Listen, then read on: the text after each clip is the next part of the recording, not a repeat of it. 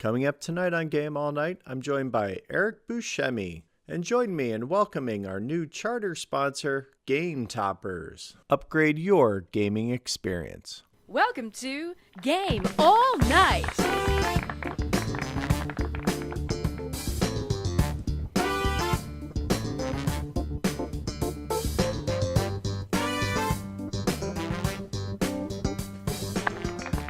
Well, hello and welcome to yet another Game All Nite.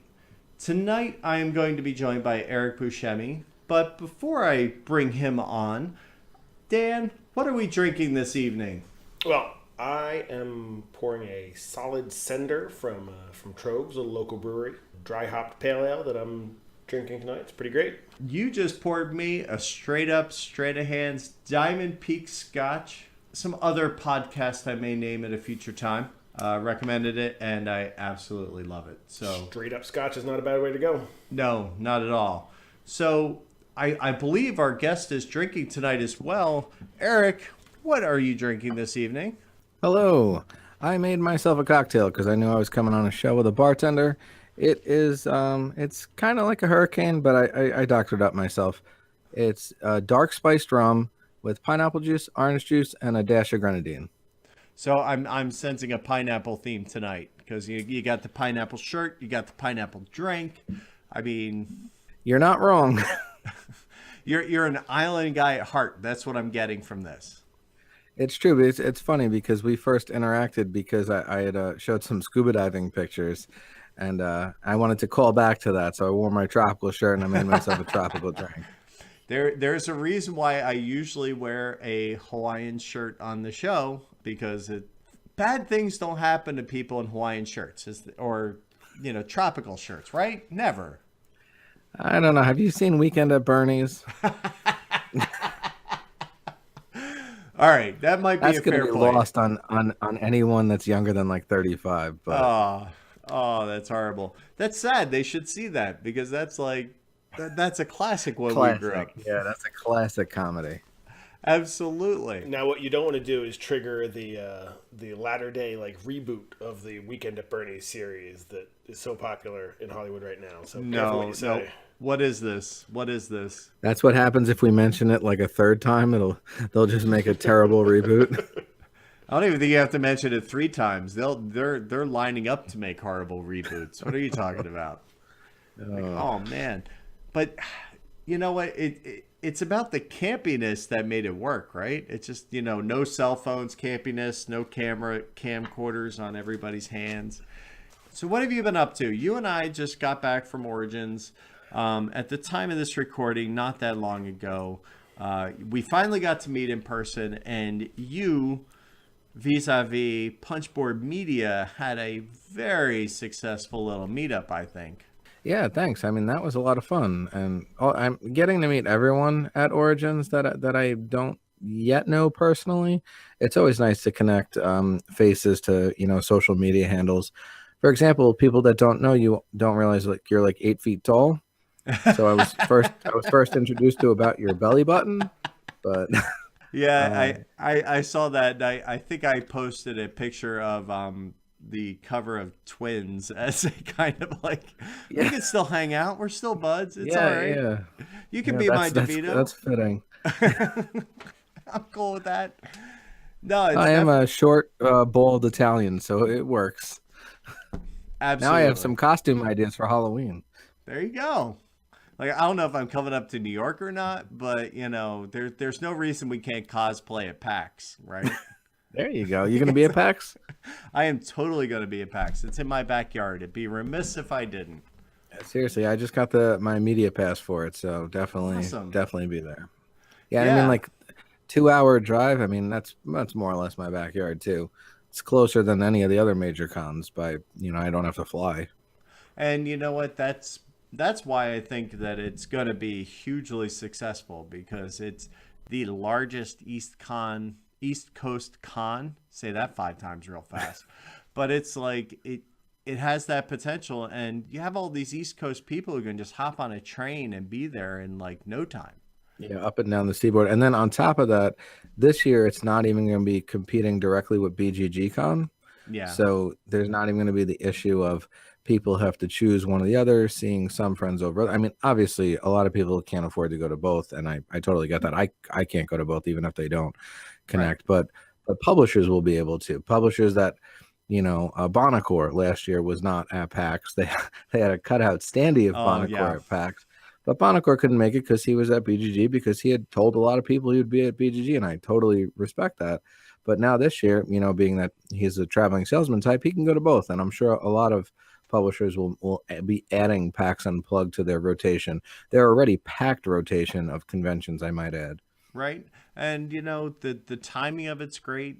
Funny thing you mentioned Bonacore. I actually had a conversation with him way back. We're talking WBC days, because he's one of the few vendors who actually showed up there. And we were chatting, and I asked him, I'm like, so what's your favorite con to go to? And BGG Con was his favorite, because he's not working. He's playing games. He's having a good time. Exactly. He's out there. I'm not saying he's not having a good time. Like, the man's like, every time I walk by his booth, I got a baked good. It was great. It was fabulous. Like, the first time I got a donut. The second time I got like a Rice Krispie treat with some chocolate crust. It was amazing. I got some coasters. I'm gonna have to have words with Steven. Yeah, you got to ask for the food, but baked like goods. Yeah, it was like, seriously, I'm like, I'm trying to watch my weight, but you're not helping the cause. The donut was from the place over at the North Market. It was a little crazy. It was monstrous. Yeah, that's an interesting place. But I mean, let's be honest. At those conventions, you walk so much, it doesn't matter. You can eat an extra donut. Yeah, I know. I certainly didn't play games. Heck, I think the only large game. This is a man who brought chips, mats, and games to play 18xx. Somebody else got to play it. I didn't.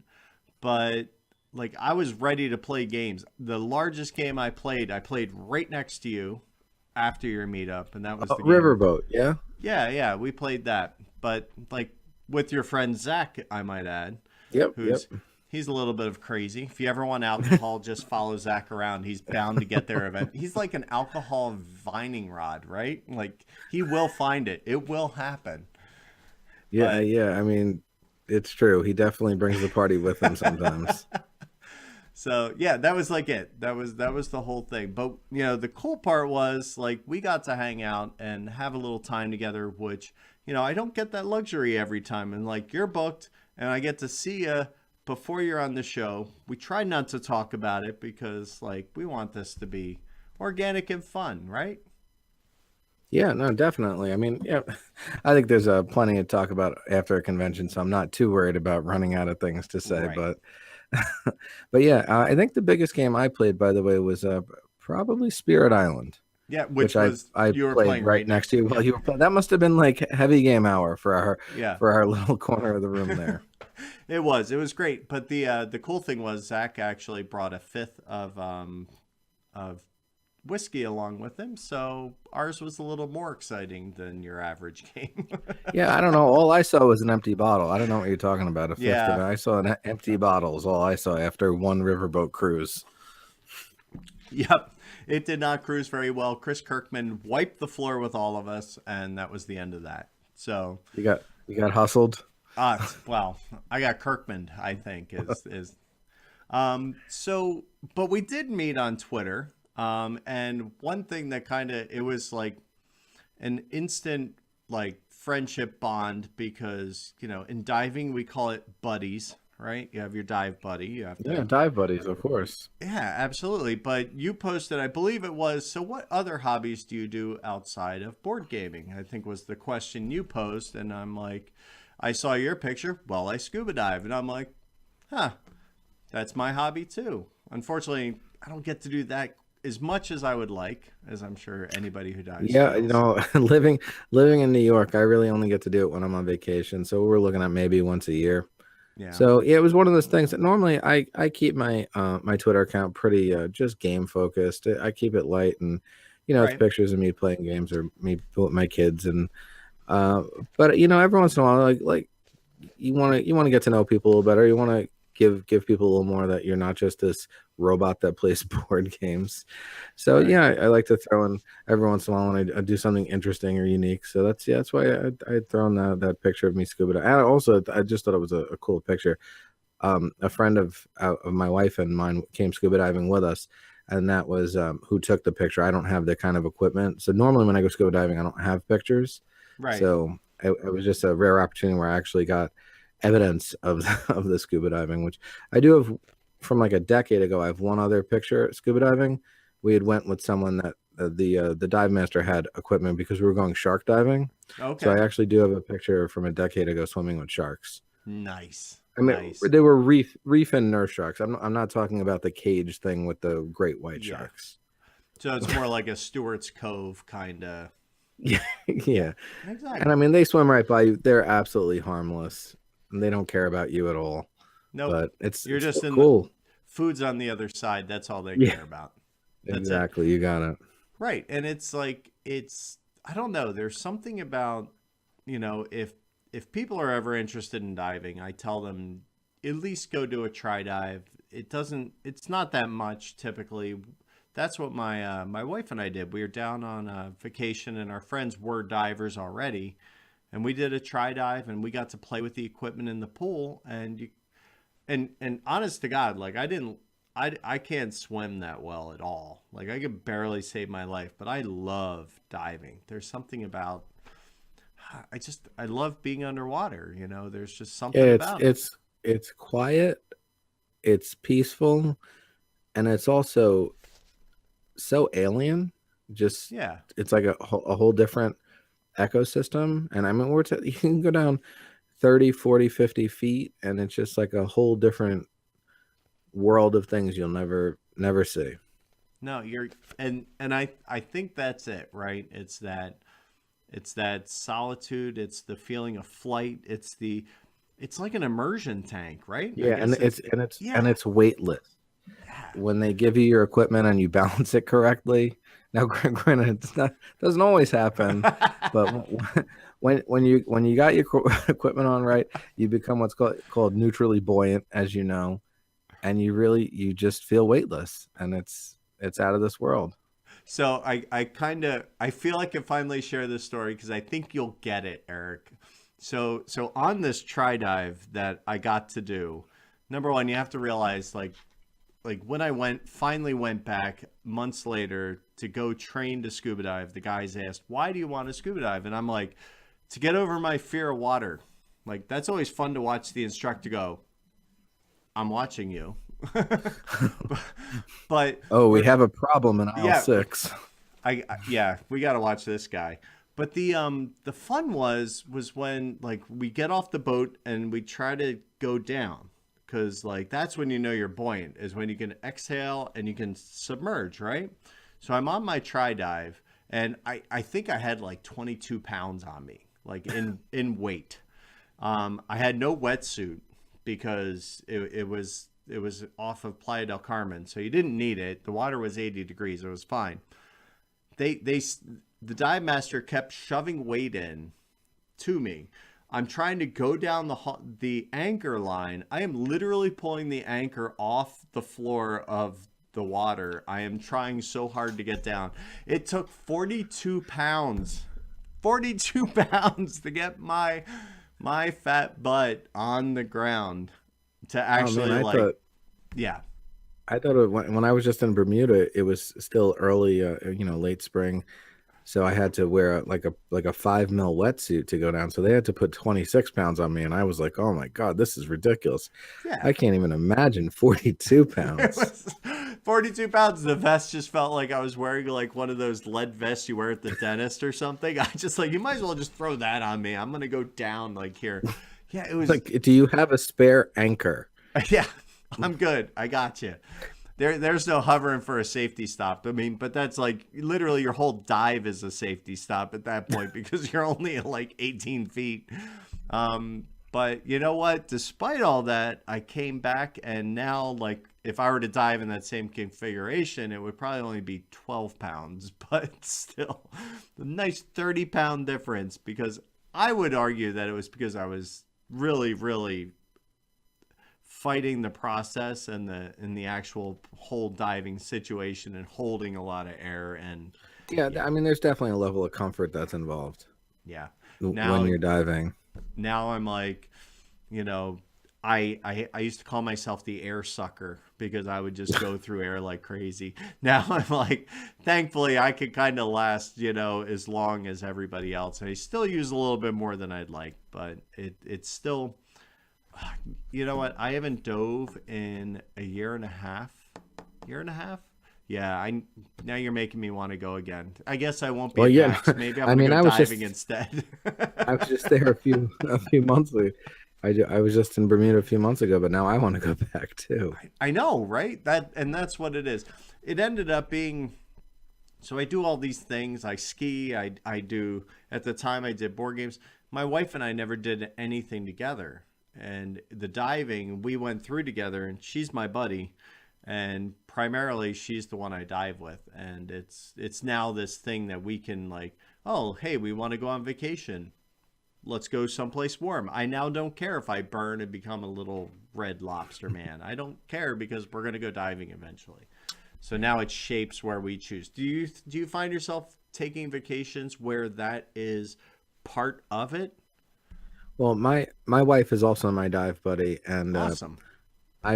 I've found she loves the beach. Just she's a beach person. Right. She went to veterinary school out in California and lived right on Venice Beach, and she loved it out Oh, there. wow.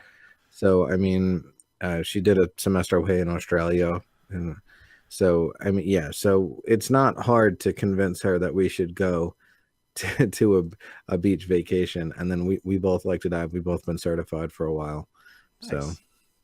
Yeah, if I go on a beach vacation, the World Wildlife Federation shows up and tries to shoo me back into the water to where I'm at home. But no, I don't do sand. I don't do beach. I mean, we both live close to the Jersey Shore. That has, I don't know about you, but that has like no appeal for me whatsoever. No, none whatsoever. And also that reality television show probably just, that's the extra nail in the coffin. I don't want to meet any of those people either. No, no. But like you have Long Island. You have Block Island up there. You have some places you can go that are, but it's not about the swimming. Then it's more about the town, right? It's more about like the Cape May's Hamptons like that. is big on Long Island. Yeah. So it's different, but and I'm not lining up. I have a dry suit, but I am not lining up to go U-boat diving in the middle of the Atlantic and figure out how to do trimix and all that stuff. That ain't happening. I'm a resort diver. See, the idea of seeing U-boats sounds fascinating to me. Right. When we dive, my wife always likes to do reef dives. Right. Because she's a veterinarian, she's an animal lover. She loves all the sea creatures, the Fair. turtles, and all that stuff. But I always love the wrecks because I just find it fascinating what something looks like after 100 years of being underwater, and how it becomes part of the, like they become these artificial reefs, and all the creatures live in it, and you can still swim through it until it's a boat, and so. Yeah, when we go, I have to, make sure we do some reef dives, and make sure we do some wreck dives, so everyone's happy. So where do you go for your wreck dives? I mean, Bermuda, my God, there's a bajillion around Bermuda. You just have to find the leeward side that day to get somewhere good, right? Yeah, well, we had taken a cruise in. It was for someone's wedding, so we didn't have a lot of leeway about how much time we were on the island. But we found a local dive company, and you know how you normally do two dives. We did one wreck dive and then one reef dive. But I don't think in Bermuda you ever don't do a wreck dive when you go out. Their reef system is not that remarkable. Right. So that's what then Bermuda Triangle. I think they just kind of have to do that because of that's their reputation. Yeah, but if you ever pull up a dive map of Bermuda, you will see like all these named sites that are all named after boats. It's ridiculous. Yeah, so, yeah, I get that. I've only done a handful, and I just remember one. It's like there's like a couple pieces of wood that may have been a ship down here. It's like it was a barge off of the Florida Keys. That was a little hard to tell. And I actually got to see a moray eel swimming free in the water, which kind of freaked me out a little bit. It was was just weird, just free swimming. I've never seen that until then. That was cool. Yeah, it's amazing, and every time you go, it's something totally different. So, absolutely. See, guys, and if you're like me, there's a part of us where we're trying to kind of capture that, and it brings me up to probably the single game of shame I have, which is Reef Encounter, is sitting on my shelf. I think it was like one of the first 10 games I bought, and I've never played it. I'm familiar with the game, but I don't have it or haven't played it. I'm a big Reef Encounter fan. We're gonna get that done, Chris. Okay, Dan, we heard it here first. Like, we're gonna do that, and then again at Gen Con, Emerson brought out Reef from Plan B. I think it's now their new imprint. Origins, but yes. But it's but it's a little more. They always make these games abstract, right? It's just like, yeah. Emerson's actually local to me. I play test games with him. He's also on Long Island. Yeah, me and him and Zach all meet up like once every other week or so. So I've gotten to play Reef. It is and was an abstract game. It actually started with a different theme. It wasn't originally themed as a Reef. It was themed as a city builder where you were building towers. Okay. Like skyscrapers. And then, Next Move, the imprint of Plan B, wanted it to be more family friendly. I'm not sure about that. This is just what I've gleaned from conversation. So right. Don't quote me as perfect information here, but they definitely changed it from a city builder to a Reef game, and they gave it those toy like components, that nice tactile feeling components. But speaking of diving games at Origins, I like theme in my games, and I had seen that there was a game coming out from Kids Table Board Games called Wreck Raiders. Really? So I spent the $2 or whatever it is to demo the game, and I got to demo, and it's a much less abstract game. I mean, at the end of the day, all board games are abstracted to some level, but sure, you get to dive at these different sites and pick up these treasures, and then you bring them into your collection. And the different areas of your collection score different ways. So there's kind of like a little puzzle. Do I put this treasure in this one, which scores in method A, and this one which scores in method B, or do I make aquariums, which is like method C for scoring? So it becomes a little bit of a puzzle and a point salad. But I think, and it's a lighter Euro game, maybe Gateway Plus, and I would definitely it's gonna be on Kickstarter in like a week or two. I would definitely suggest checking that out if you're interested in that in that theme games. Well, I mean, I kickstarted a game called Scuba, which really just turned out to be a set collection with a little bit of push your luck. I don't know. It's just like whenever we have, I think as consumers, whenever we have something we love and we're passionate about, and then somebody makes a game about it, it's like, oh yeah, I got to be on it. And this game was made by a dive master, so like you knew it's legit. But at the same time, then it goes through the game ringer and gets streamlined. That's the word I'm looking for, right? And then next thing you know, it's kind of like, it's just like... Now it's Splendor with fish. Fish Splendor. Just kind of doesn't stay on the shelf very long. That's the problem. Yeah, no, I hear you. It's tough. It's tough, but sometimes a game really gets it right. On a similar theme, the game Tavarua, which... has to do with surfing. Yeah. And that's really thematic and really pulls it off and is beautiful on the table. I'm a big fan of that one. I think they did a nice job. And this is from someone who surfed once while on his honeymoon. But you definitely still get that feeling of doing it. Yeah, that was on my list when I took my last vacation, and I was barred from that.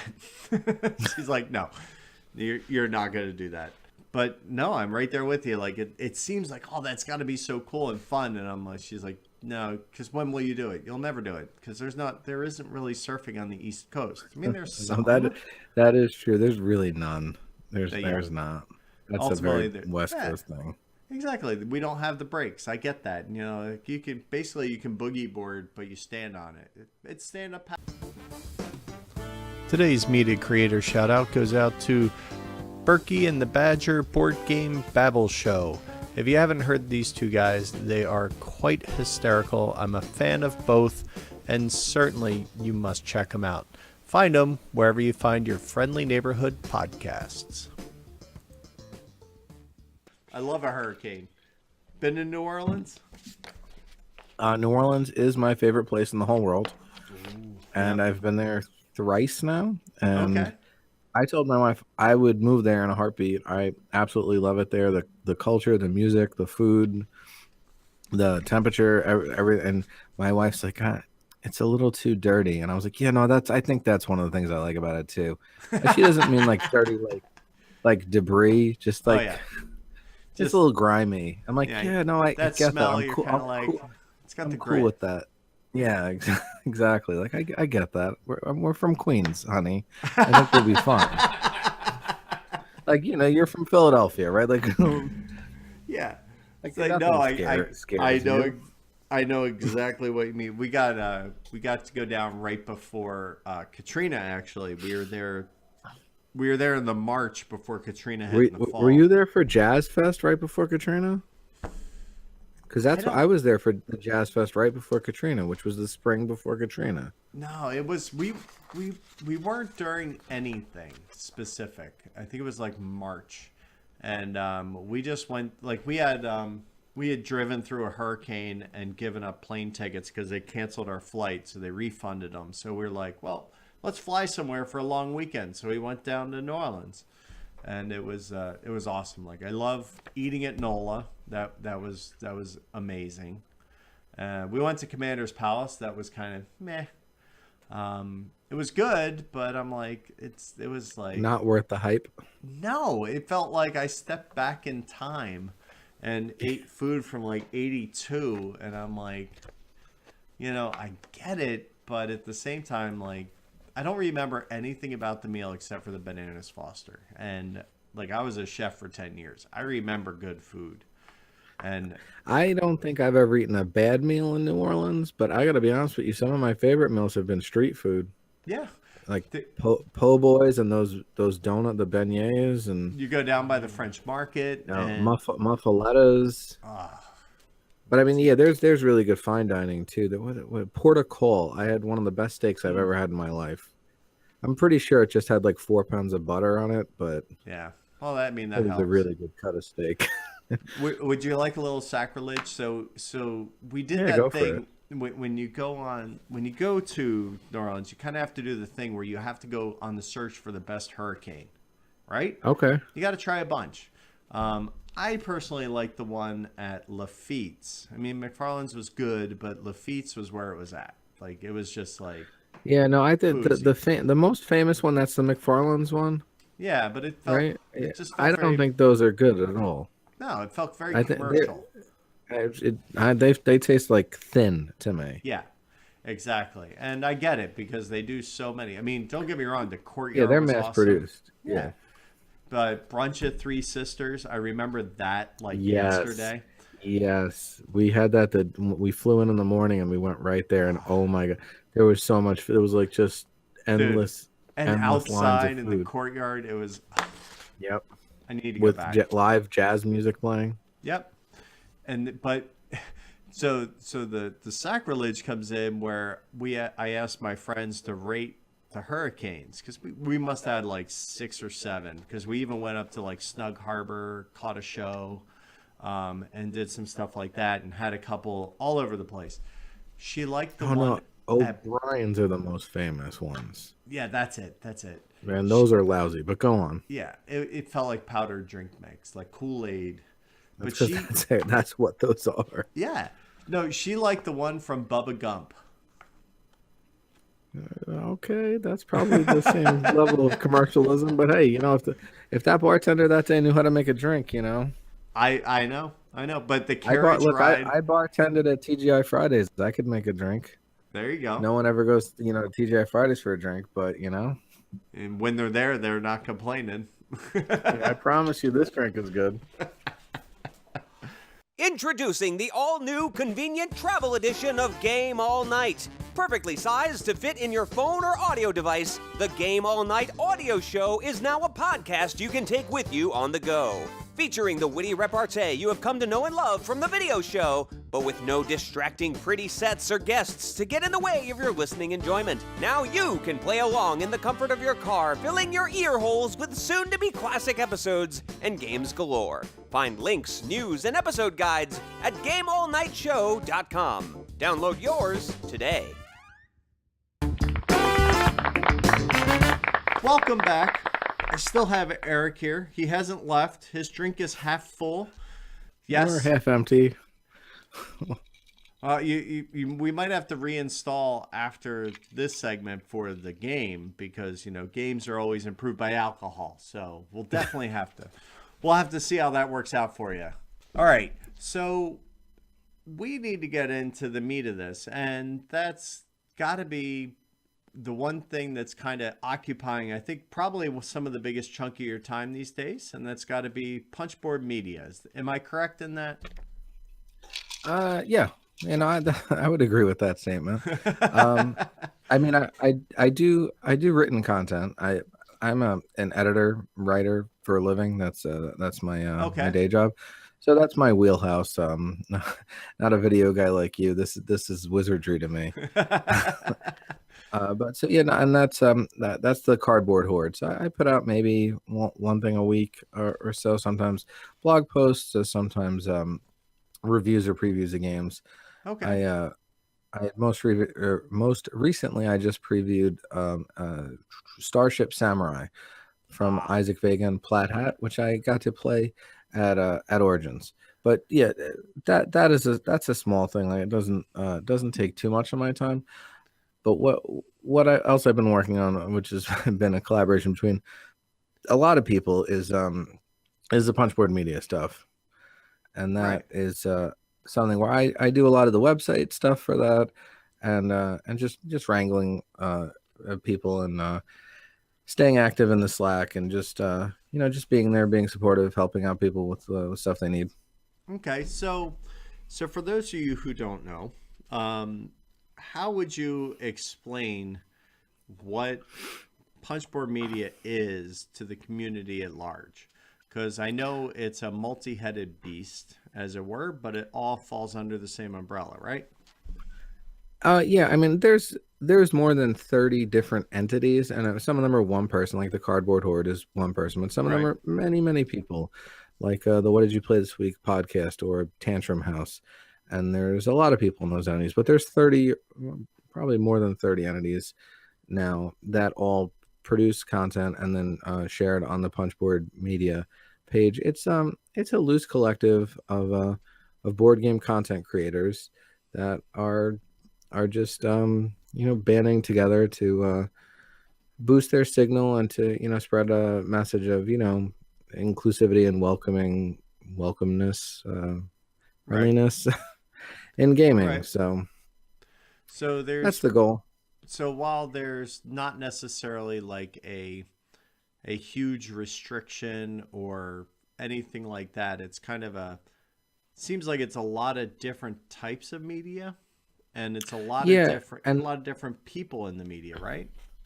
Yeah, as far as the types go, that's been intentional. As we've gone on, we've intentionally added things that are different from what we're already doing, because we want someone to be able to come to the website and find anything and everything they could possibly be looking for as far as content goes. And really, the only limits is just as Chris Kirkman once said when we were discussing. He said, "Just be a good citizen." Right. So, as long as everyone in the network is being a good citizen and not causing drama and being abusive to people online or in person at conventions, which I wish we could get past, but we can't seem to get past, which is another topic for another day. But indeed, we just don't want to be those people. We want to be the people that are looking out so other people aren't being those people. Right, and I think that's kind of what separates you from, well, I mean, there's really only a couple people who are kind of doing this community kind of feel. And I think that instead of it being more of everybody falling under this brand, it feels like this is more of, we're going to build a community that everybody kind of is working towards the same betterment and same goal. Yeah, and one of our goals at the beginning was to leave everyone their own brand. Build your own brand. You want to be known for your own brand, Right. and never to have a flagship show on Punchboard Media where it all fell under that flagship. And I mean, obviously, for the Dice Tower, it makes sense from them. It was started by Tom and Z and Sam, and Right. they are the flagship product, and they run it as a business, and that's their job. And I don't begrudge them that. I mean, more power to them. You know how many people that are involved in some tertiary way in this industry that would love to work in board games full time. Right. So that is great for them that they were able to do that. That's just not been the goal of Punchboard Media. I mean, we just recently started a tiny minor advertising on the site just so we could cover the cost of the website for the year, you know. But we have no interest in making it a for-profit venture. And if we did wind up making more than the cost to cover, we would find ways to give that back to the community. Maybe donate to small conventions or donate to Unpub, you know, sponsor those things, you know. Right. And it's definitely very cool. I kind of found out about it through, I mean, Draft Mechanic was one that I came into because, Yeah, hey, one of our founding members. Yeah, who doesn't like podcast and beer, right? I mean, and they put out a quality show. They do work, Jake and Yeah. Danielle. You got to appreciate just the high level of stuff they're putting out. Absolutely. And if I said if I didn't do this, I would do that because, you know, that's where it's at. But I don't know that I do it as well because I'm not willing to do the amount of research that they do. They do a ton of work, and let me tell you, that's kind of impressive. Yeah, it's just you have a nice huge variety in this space, and I think that that's one of the exciting things is that, you know, it's just people who still want to be independent, can be independent, and then being able to kind of share with other independents in the process. Yeah, and there's definitely something to be said for the community aspect. Even if you get nothing else out of it, it's nice to know that there are people you can bounce ideas off of. You can hit up for something like, oh, I'm not home. Does anyone have the rule book for this game lying around? I'm trying to do something on it, but I don't want to, you know, you want to get something wrong. Does anyone remember? Anyone have a picture of this? Right. You know, and there's so many people in the Slack channel that, you know, a lot of people are willing to help out. Or I just wrote a draft of this. Someone want to tell me like, oh, you demoed this, like I said, Starship Samurai. I hit up Brian because he demoed the game with me. I was like, hey, I just wrote up this preview. Right. Read it over. Tell me if you think all this computes. You know, since you played it well. Am I leaving anything out? You know, because I wrote it up quick, and it's always nice to have a second pair of eyes. You know. Right. And it's just really cool to know that even behind the scenes, it's not just a quick tag at the beginning and a commercial at the end. It's this whole thing that sits behind it. And I definitely got a sense of that at your meetup, just from all the different people.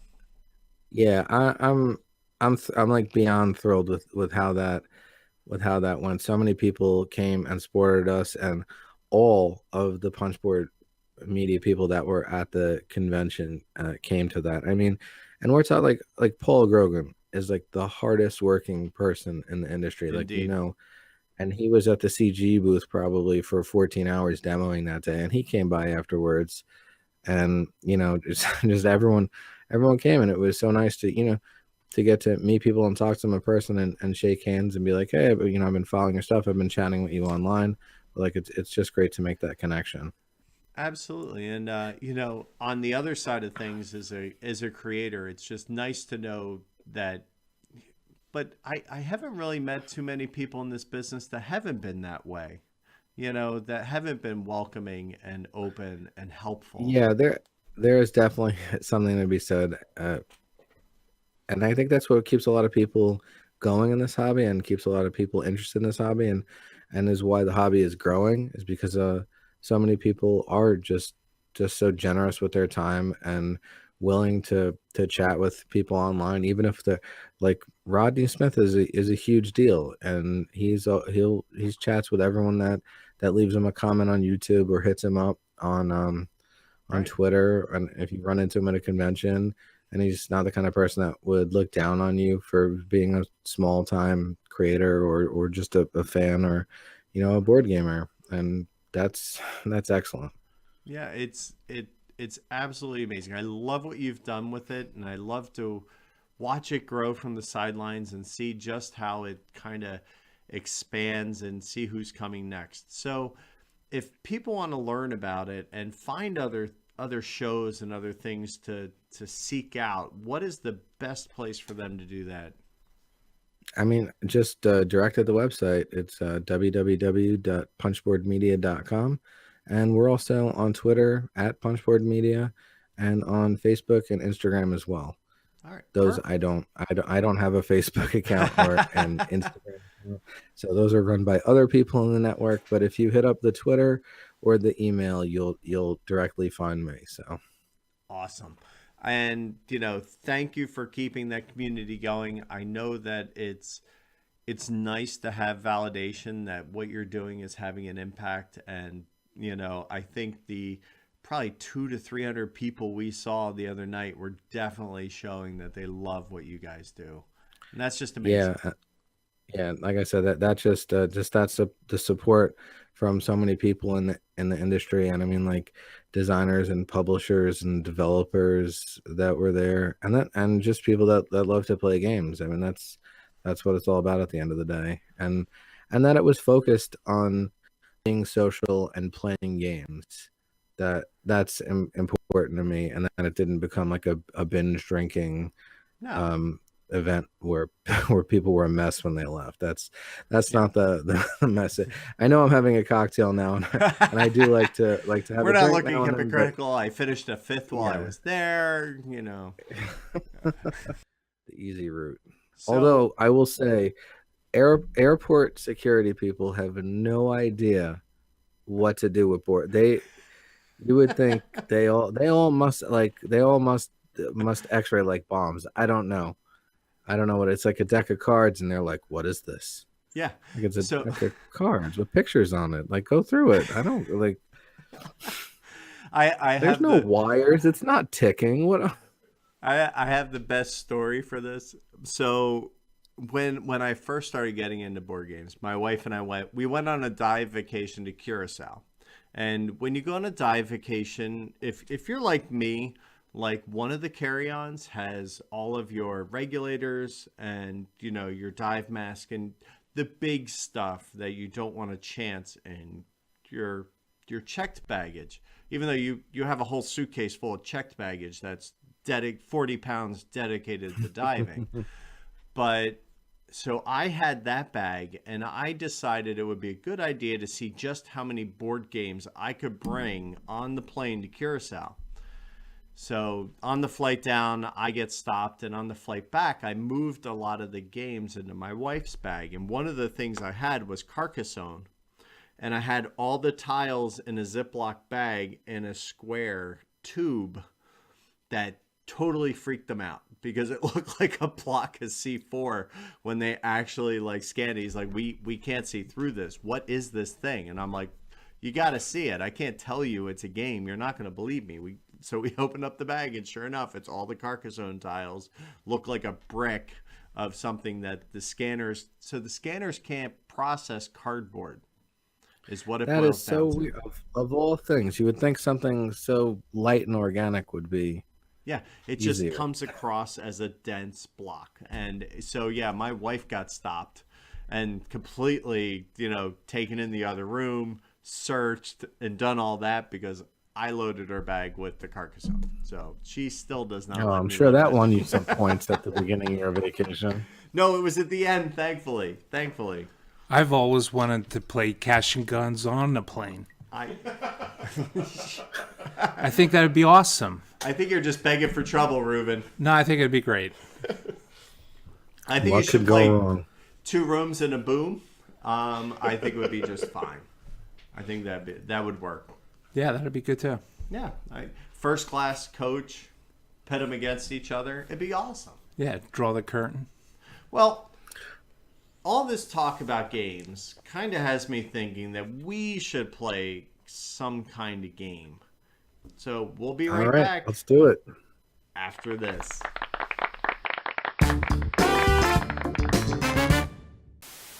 GAN presents Dramatic Rules Theater.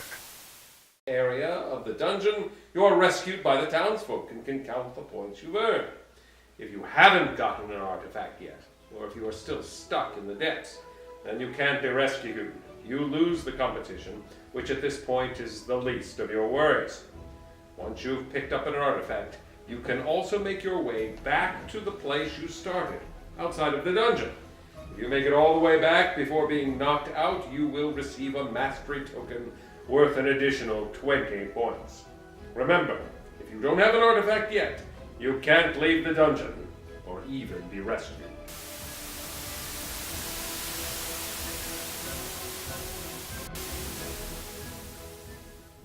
It's game time!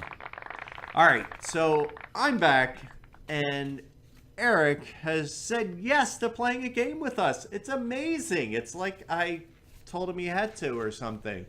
So It's almost like I've been waiting 45 minutes, and all I wanted to do was play a game. I know, right? That's why I leave it to the end, so that way you have to stay. No one cuts out on you early. No, not intentionally. I mean, you did try, but it didn't work. Sorry. So let's introduce Dan again, our bartender and game master this evening. Dan, what game have you decided we should play this evening? Oh yeah, I decided it was totally an original idea straight out of my head. So what we've come up with is that I will pitch to each of you in turn. We'll do a 4 per piece. We'll do alternating turns. I'll pitch a podcast title to you. So if I were to say, what did you play last week, you would have to come up with what the topic of that podcast is. Oh, I know.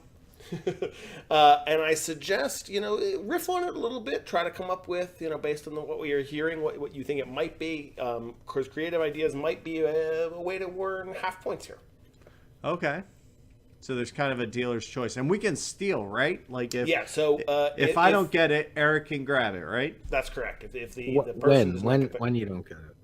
When I don't get it. I think, I mean, my ornithology podcast knowledge is second to none. So I'm sure, and if nothing, I think Dan learned just how many different types of podcasts there are. If there's ever a hobby out there, there's a podcast for it. Or 8. Or 8. Maybe. And yes, these are all real podcasts. I will confess to even listening to one or more. Really? Yeah. Even interesting. So the super bonus will be, which ones does Dan listen to? There we go. That'll be our That's going to be the one about glorious beards. Beard time. I wonder what that's about. All right. Dan, I'm ready to play. All right, let's do it. Who's going to go first? So we'll start with Eric. All right, Eric. It's a guest honor here. All right, so All right, there's a I'm podcast named Mixin' Vixens. Mixin' Vixens. Coyote Ugly Bartenders podcast. No, it's very promising. It's very promising. Now, would it help at all if I throw you a clue here, by the way, before we pitch it to Chris to have an opportunity to steal? I will show you the clue that it is on the DIY or Die network. Oh, DIY or Die. Okay, so I think it's probably still involving bartenders, but DIY bar. I think it's female at-home bartenders then.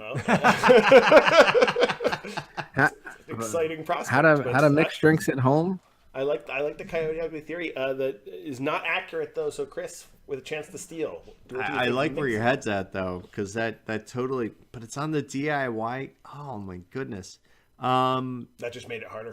It did. It is a podcast about choosing colors for paint. Ooh. I'm sure that would be very compelling. Mixing paints. Come on. But I'm afraid neither answer is correct. It is, in fact, a podcast about DIY vaping liquids for vaping nicotine. And There you mixing go. your own. I guess a subject both of us know nothing about, right? I'm just gonna. I have neither smoked nor vaped. Amen. So Thank you. we are Stay well in school, outside kids. my wheelhouse. But the dude does abide. That's okay. Nicely done. All right, so we're off to a roaring start here. All right, Chris, are you ready for your first podcast title? Sure. All right, a little less. Are we there yet? Is the name of the podcast? Are we there yet? That's correct. Wow. Isn't that a Steve Harvey movie? Is it a podcast just about Steve Harvey movies? That's it. That's what I'm going to go with. Okay. All right. That gives you an opportunity to steal there, Eric, because that is not correct. However, big I Steve think- Harvey enthusiast we are. I think it is a podcast about a family that is driving through America and stopping at every Holiday Inn. Cross-country travel podcast. I think that would actually be a workable concept for a podcast. I think we're going to Family award with kids. They have to have kids, though. Yeah. Absolutely.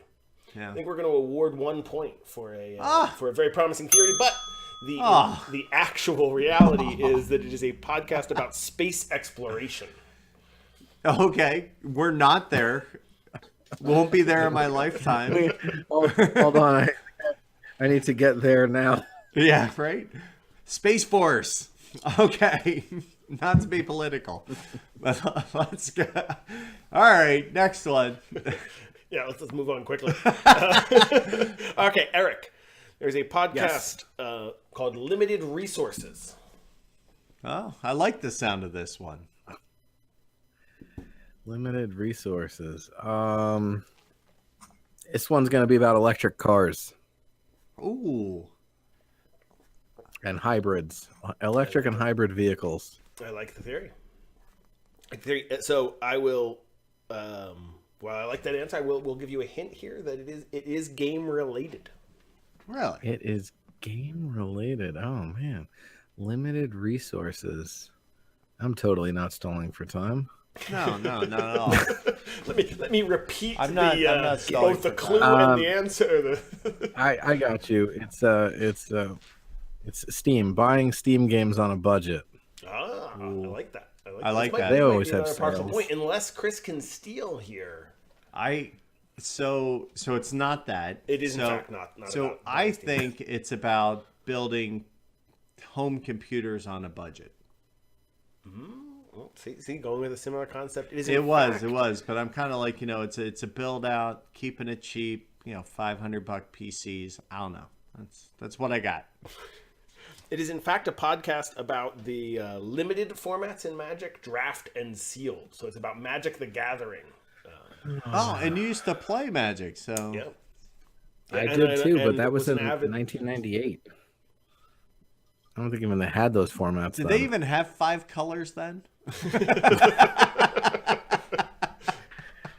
They did, but it predated the artifacts. Fair enough. I don't play, but I do love. Didn't they bring back Spell Slingers? Am I wrong? Did Geek and Sundry bring that back? That was always fun to watch. So It wasn't I a would joke. but that's just deck versus deck, and I enjoy that. But all right, I digress. Bring it on. Sure thing. So ready, Chris, for your next clue? No, but that never stopped you before. All right, keeping it 1600. Now, if it was keeping it 1800, I'd be all about that. Would you know? Yeah. Keeping it 1600. Is that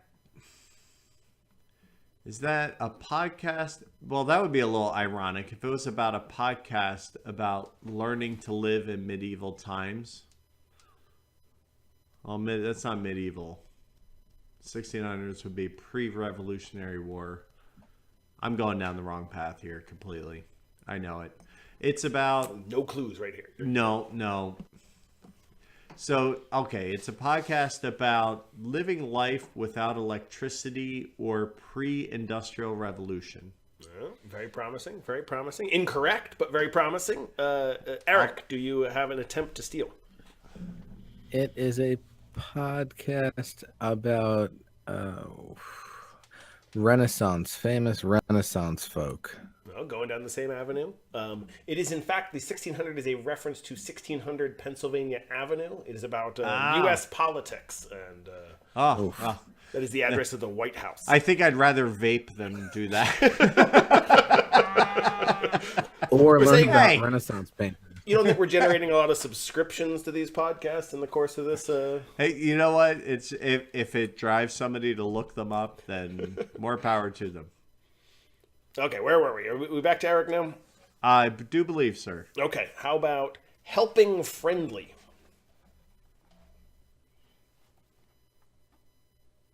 Helping friendly? That's correct. Wow. So I'll throw in. I'll go in. There's a lot of silence, so I'll throw in an early clue right off the bat that that friendly is spelled with a ph. Ah. Helping friendly. This With is a a PH. podcast local to you guys. This is going to be about Philadelphia. This is going to be about local stuff going on in Philadelphia. I like it. Will have to confess though that while we do like to gimmick things by spelling them with a ph, Philadelphia never describes itself as friendly. So It's brotherly. Isn't it the city of brotherly love? Yeah, no. It's also the hostel city. So Number It's the 7 city that murder threw ice balls capital. at Tampa, right? do you have And an we attempt beat up to that steal? robot, right? Yeah, we totally. Remember that robot? Yeah, The flat. hitchhiking? We made Screamy flat. Like remember Screamy the pawn, you know? Or no, who was it? What was it? Flat Flat Stanley. Stanley. Stanley wasn't flat until he came to Philly. No, I know where you're at. Do you have an attempt to Yeah, I steal? thought I was stalling. Chris, because, Keeping it friendly with helping a PH. friendly. Helping we were friendly. keeping it 1600. Now we're helping Okay. friendly. So this is a podcast about teaching people to use proper phone etiquette. Oh, I'm sure that would be compelling week on week. Hey, you didn't say how many episodes they had. Yeah, would that help if you It's know just the like schedule of the podcast? How to answer, how to hang up. We're good. I think we will award Chris his first point here, his first partial point for the exceedingly compelling. Go first ahead and PP. steal that idea. Anyone in the audience is welcome to start the podcast about phone etiquette. It's important. Hey, there's a podcast about freaking, I'm sure. Spelled with a P. So Helping Friendly is in fact a podcast about the jam band Fish. Oh, I like the ice cream named after the band better.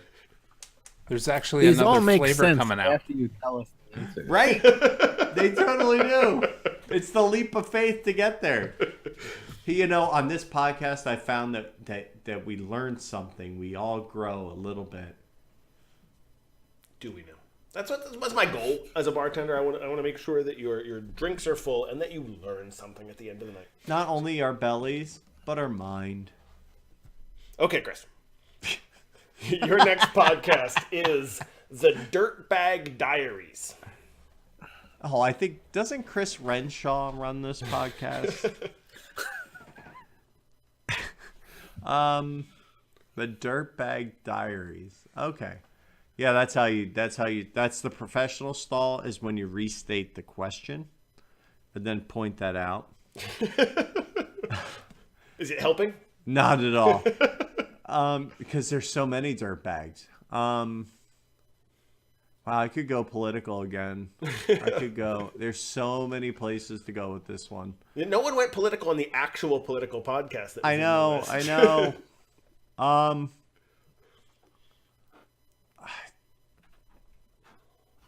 I don't know.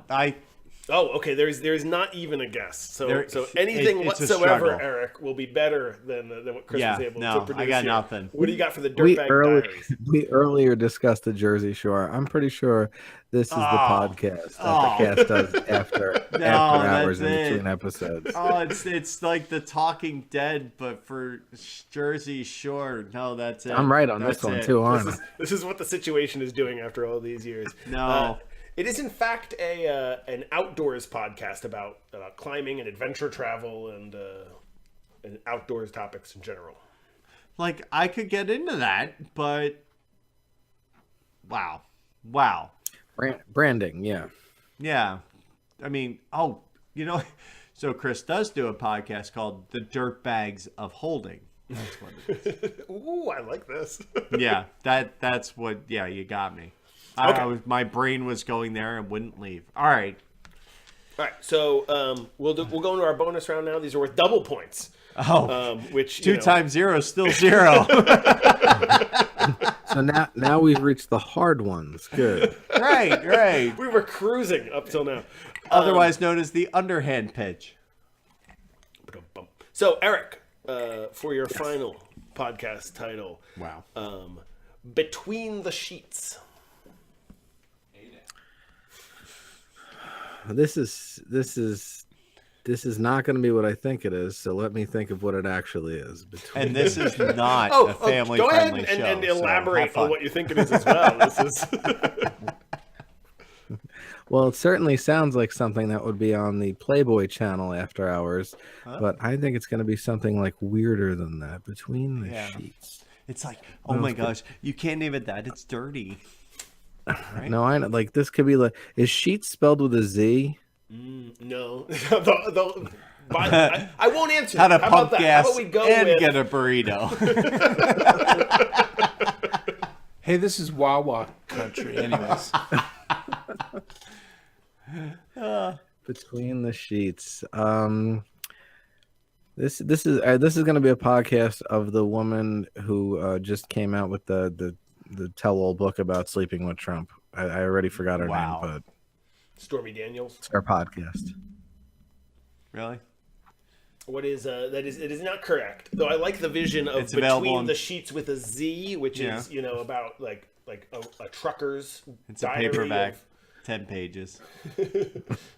Okay, Chris. Yes. Between the Sheets, do you have a steal attempt for Between the Sheets. I think it is a podcast specializing in sampling, tasting, and reviewing different types of bedding on a weekly basis. really Because, nailing that like perfect thread count for Right, maximum like- comfort? 2,000, Egyptian. 3,000. Yeah, I think that. Come on, I mean, think about it, right? You want a thing, you start a review podcast, and you get a bunch of the thing. You That's get the those formula. samples. Yeah. Wait, why don't we do reviews? So I'm afraid, while that was a compelling topic that would no doubt bring the viewership, the real answer is that it is a pro wrestling podcast that refers to recapping articles from the wrestling dirt sheets of the past, and that is the sheets. I don't even know So- what that means. So I think Bruce Vogue is probably like yelling at his computer, his iPad, or his phone, wherever he is at right now, freaking out that I did not know this, because he might. You listen to this, Dan. Oh, Between the Sheets is a favorite of mine. I was gonna say, I knew it. Oh, like, that's the one. All right. So you get a bonus point there for correctly identifying that I am a faithful Between the Sheets listener. But Chris, for your final opportunity, Final. the last podcast of the game today is Getting Felt Up. It is a podcast about billiards. Ooh. Because, speed felt, Yeah, absolutely. table. I'm feeling it. It's maybe, I don't want to go specific, but I think it's about billiards and the pro players and things like that, around 9-ball leagues, yada, yada, yada. This is a subject that would actually sustain a podcast, which is an improvement on virtually all of the guesses to date. However, totally inaccurate nonetheless. So, Eric, for the final opportunity, the final guess of the game, do you have an attempt to steal Getting Felt Up? Oh, okay. Yeah, it's about creating cosplay costumes. Yeah, they do use a lot of felt, don't they? It's nice, cheap, inexpensive, works. They might. I don't know. It is in fact about puppetry. It is about like the Muppets and other puppet performers, and that is the felt in question here. Interesting. See, we learned things. What was the score? We'll have to review the tape, but I believe it might have been 2-1 for Chris on the utterly arbitrary points because no one successfully guessed any of the podcast in question. Well, I mean, yeah, nobody got one right. No, still was fun though. I'm glad you enjoyed it. It was. It was interesting to hear about all these weird podcasts. We learned a little something, right? And that's what matters. Eric, thank you so much for being on. So where can people find you on the internet? Should they follow you? What should they follow? What should they listen to? I am most easily found on Twitter at Eric Buscemi, and my content is on the Punchboard media site, and I also occasionally contribute to the What Do You Play This Week podcast and the Cubist video show. So excellent. I'm pretty easy to find if you look for me. Oh my goodness, you're like everywhere. Everywhere. But so thanks for being on. Thank you for watching. And we hope you'll enjoy yourself when you game all night. Well, that's a wrap. Thanks for watching. If you enjoyed our efforts at comedy and fun, please support us on Podpledge. Be sure to follow us on Facebook, Twitter, and Instagram. And of course, don't forget to engage with us on Board Game Geek Guild 3134. You can also check us out on our website, gameallnightshow.com. This show has been made possible through supporters like these. Angry Octopus.